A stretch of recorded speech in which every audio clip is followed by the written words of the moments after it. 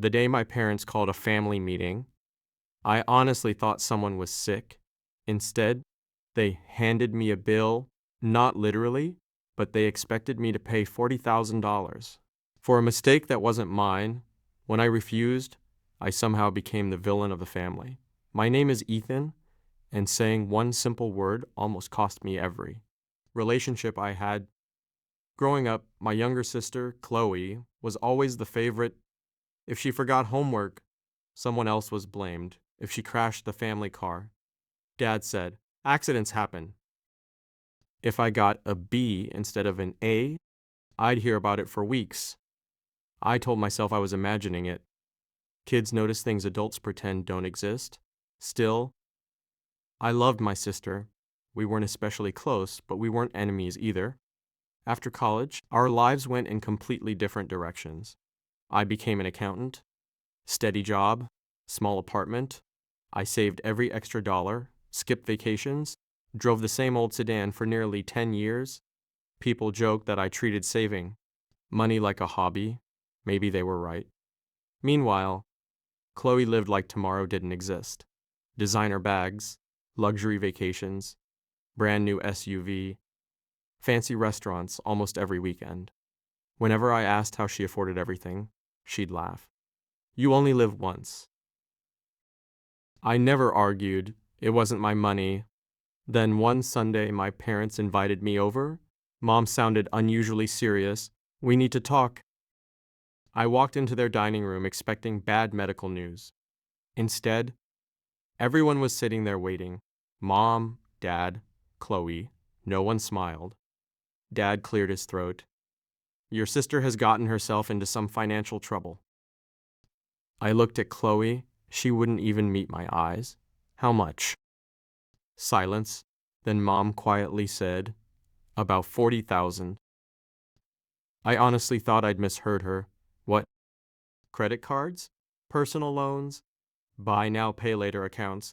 Even money borrowed from coworkers? Years of spending had finally caught up with her. I asked the obvious question. What's the plan?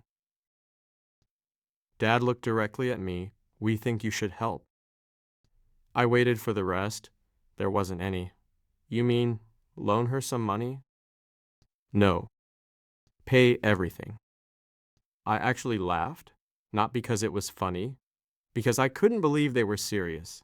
I didn't create this debt. Mom reached across the table. But you can solve it. No. The room instantly became silent. Dad frowned. She's your sister. And she's an adult. Mom's eyes filled with tears. Family helps family. I nodded. They do. They also take responsibility for their own decisions. Chloe finally spoke. You have the money. Yes, because I didn't spend it. That didn't go over well. The meeting ended with my parents calling me selfish. I drove home wondering if I'd somehow become the unreasonable one. Over the next week, the pressure only got worse. Phone calls, text messages, voicemails. Even relatives started contacting me. I heard you're refusing to help your sister. Funny, nobody asked for my side first. At my cousin's birthday party, my uncle cornered me. I would have helped my siblings. I asked one question. Would you write them a $40,000 check? He hesitated. Well, that's different. Exactly. It was different. Everyone loved volunteering my money. Nobody offered their own. A few days later, Chloe showed up at my apartment. She looked exhausted. I don't expect you to pay everything. I stayed quiet, but maybe half. I invited her inside. For the first time, we actually talked honestly. She admitted she'd been pretending to be successful for years. Social media vacations, mostly financed with debt, designer clothes, credit cards, even the SUV she'd bragged about, she could barely afford the payments. I didn't know how to stop. That was the first thing she'd said that made me feel sympathy. I asked her one question, if I pay this, what changes? She had no answer, because deep down, she knew nothing would. The following weekend, we held another family meeting. This time, I came prepared. I placed several folders on the table: a debt repayment plan, information for a nonprofit credit counselor, a realistic monthly budget, ways each family member could contribute if they truly wanted to help. Then I made my offer. I'll pay for 6 months of financial counseling. I'll help negotiate with creditors. I'll review every budget. But I will not erase $40,000. Dad looked furious. Why? Because rescuing someone isn't the same as helping them. Mom shook her head. You'd rather watch your sister suffer? No. I'd rather watch her recover. There's a difference. Chloe quietly picked up the folders. I'll take them. Dad couldn't believe it. You don't have to do this. She looked at him. Actually, I do. That was the turning point. The next year wasn't easy.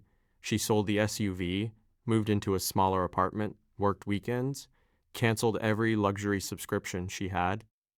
It was painful to watch, but something incredible happened. She slowly became someone entirely different, more responsible, more confident. She started celebrating paying off debt the same way she'd once celebrated shopping sprees.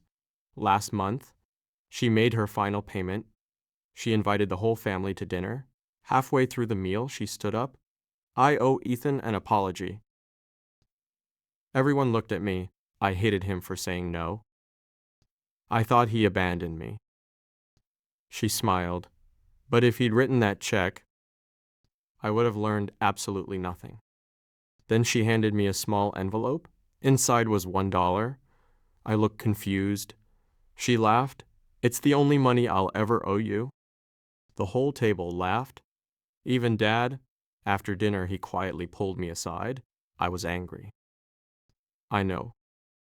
You were right. Those 3 words meant more than I expected. Looking back, the hardest decision wasn't refusing the money, it was refusing the guilt. Sometimes the people who love you the most will ask you to solve problems that aren't yours, not because they're cruel, because they're desperate. But desperation doesn't change responsibility. Helping family doesn't always mean opening your wallet. Sometimes it means refusing to become the shortcut that keeps them from changing. If you've ever been pressured to fix someone else's financial mistakes, share your story in the comments below. Sometimes the most loving thing you can do is say no before someone loses the chance to grow.